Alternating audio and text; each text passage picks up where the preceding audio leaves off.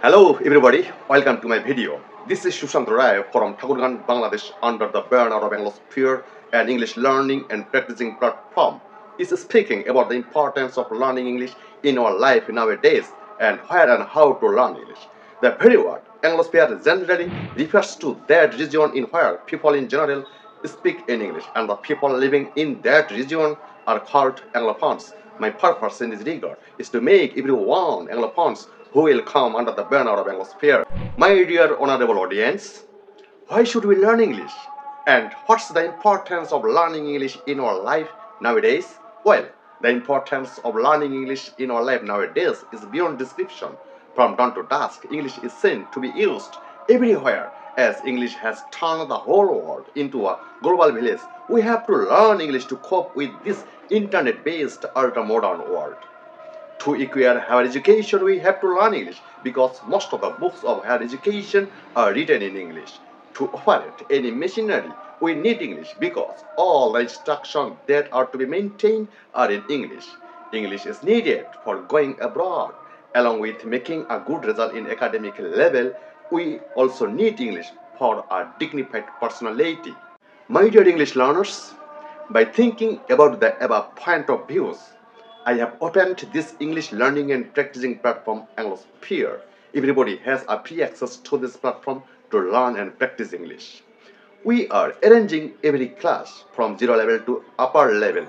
Every topic and every lesson is being described here clearly and effectively. So this platform is very helpful for you because we upload videos of basic English grammar, academic English, job English, admission test English, spoken English, and English literature. If you are an English learner and looking for the best English learning platform, please, without any delay, join with us. We ensure learning English. So let's try a class. Dear English learners, we know this but as conjunction. But is used as conjunction. But along with conjunction, this but can be used as other parts of speech. So let's try to prove it. Here we can see some sentences, and in every sentences there is but. এই সেন্টেন্সগুলির মধ্যে প্রত্যেকখানেই but রয়েছে। বাটকে যদিও আমরা conjunction হিসেবে চিনি, অর্থাৎ দুইটি একই জাতীয় পার্টস অফ স্পিচ বা সেন্টেন্সে যুক্ত করে বাটকে আমরা ব্যালেন্স বা দাঁড়িপাল্লার মতো মনে করি। এই পাশে একটা সেন্টেন্স থাকলে এই পাশে একটা সেন্টেন্স থাকবে, এই পাশে একটা নাউন থাকলে এই পাশে একটা নাউন থাকতে হবে। তাহলে কনজাংশন ছাড়াও বাট অন্য অন্য পার্টস অফ স্পিচ হিসেবে ব্যবহৃত হতে পারে, তা আজকে আমরা এখানে জেনে নেব। যেমন প্রথম sentence, but me no birds. But me no birds, যার অর্থ আমাকে আর কিন্তু কিন্তু করো না, আমাকে আর বিরক্ত করো না, অর্থাৎ আর কোনো কিন্তু নয়, নো হেজিটেশন। এই সেন্টেন্সটি মূলত ইম্পারেটিভ সেন্টেন্স। আদেশ উপদেশ অনুরোধ বুঝালে ইম্পারেটিভ সেন্টেন্স হয়, এবং আমরা জানি ইম্পারেটিভ সেন্টেন্সটি সর্বদা ভার্ব দ্বারা শুরু হয়। তাহলে এখানে প্রথমেই যেহেতু আমরা বাট দেখতে পাচ্ছি, এটি ভার্ব। বাট মানে কিন্তু, আর এই বাট মানে কিন্তু কিন্তু করা, কিন্তু কিন্তু করো না, নো হেজিটেশন। তাহলে এই বাটটাকে আমরা এখানে ভার্ব ধরে নেব। এখানে আরেকটি বাট আছে। এখানে আমরা জানি নো হচ্ছে একটি ডিটারমিনার। ডিটারমিনার এর পরে ওয়ার্ডটি নাউন হয়, ডিটারমিনার এর পরের ওয়ার্ডটি নাউন হয়। সে অনুযায়ী এই বার্ডস হচ্ছে নাউন, এটি হচ্ছে noun. But me no buts, আর কোনো বাট নয়, আর কোনো কিন্তু কিন্তু নয়, কাজে লেগে পড়ো। Next, I don't want to hear any bird from you. I don't want to hear any bird from you. আমি আর তোমার কাছ থেকে কোনো রকম কিন্তু কিন্তু শুনতে চাচ্ছি না, আমি আর তোমার কাছ থেকে কোনো রকম অজুহাত শুনতে চাচ্ছি না, আমি যেটা বলছি সেটাই করো। I don't want to hear any bird from you. এখানে এনি বার্ড কোনো রকম কিন্তু কিন্তু। এখানেও এনি যদি ডিটারমিনার হয়, ডিটারমিনার পরের ওয়ার্ডটি আমাদের নাউন হবে, এই বাট এখানে noun. Next, he is but a child. সে তো কেবলমাত্র একটা শিশু। এটা আমরা বলতে পারি he is just a child, সে কেবলমাত্র একটা শিশু। He is merely a child, he is only a child. এই যে জাস্ট মেয়ারলি অনলি, এই বাটের পরিবর্তে জাস্ট মেয়ারলি অনলি আমরা ব্যবহার করতে পারি। আর জাস্ট মেয়ারলি অনলি এগুলো অ্যাডভার্ব, ওতে বাট এখানে ব্যবহার করা হয়েছে অ্যাডভার্ব হিসাবে। He is but a child, সে একটা নিছক শিশু মাত্র। There is no mother but loves her child. এমন কোনো মা নেই যে তার সন্তানকে ভালোবাসে না, এমন কোনো মা নেই সন্তানকে ভালোবাসা ছাড়া। অর্থাৎ দেয়ার ইজ নো মাদার, এমন কোনো মা নেই, বাট লাভস হার চাইল্ড, অর্থাৎ who doesn't love her child. There is no mother who doesn't love her child.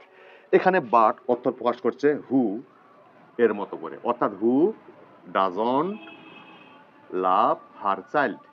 তাহলে এই যে হু এখানে বাটের ব্যবহার হয়েছে হু এর পরিবর্তে, হু এখানে রিলেটিভ প্রোনাউন। হু যদি এখানে রিলেটিভ প্রোনাউন হয় তাহলে বাট এখানেও relative pronoun, that is but এখানে pronoun. Next, all but me went there. All সকলে, বাট মি আমাকে ছাড়া, ওয়েন্ট দেয়ার সেখানে গিয়েছিল, আমাকে ছাড়া সকলে সেখানে গিয়েছিল। অর্থাৎ আমরা বলতে পারবো all without me went there, আমাকে ছাড়া সকলে গিয়েছিল। তাহলে এই বাটের পরিবর্তে আমরা করতে পারবো উইদাউট। উইদাউট মানে ছাড়া, all without me went there. তো উইদাউট একটি প্রিপোজিশন হওয়ার কারণে এই বাট এখানে এটাকে আমরা প্রিপোজিশন ধরে নেব, প্রিপোজিশন। ঠিক তদ্রূপ আরেকটি sentence, none but god can help আস। সৃষ্টিকর্তা ছাড়া কেউই আমাদের সাহায্য করতে পারে না। সৃষ্টিকর্তা ছাড়া, none without God can help us. এখানে বাট অর্থাৎ উইদাউট, এটাও এখানে প্রিপোজিশন, এই বাটও এখানে preposition. He is poor but honest, অর্থাৎ he is poor but he is honest. অর্থাৎ এখানে হি ইজ পোর একটা সেন্টেন্স, অনেস্ট অর্থাৎ হি ইজ অনেস্ট এখানে একটা সেন্টেন্স। হি ইজ লেখা নেই, শুধু অ্যাডজেক্টিভ দেওয়া আছে, হি ইজ পোর বাট অনেস্ট। যেহেতু এই পাশে একটা সেন্টেন্স, এই পাশে একটা সেন্টেন্স, দুটি সেন্টেন্সে যুক্ত করা হয়েছে বিধায় এই বাট এখানে কনজাংশন, বাট এখানে conjunction. Next, I can't but do the work, আমি কাজটি না করে পারি না। আই কান্ট বাট লাভ, আমি না হেসে পারি না।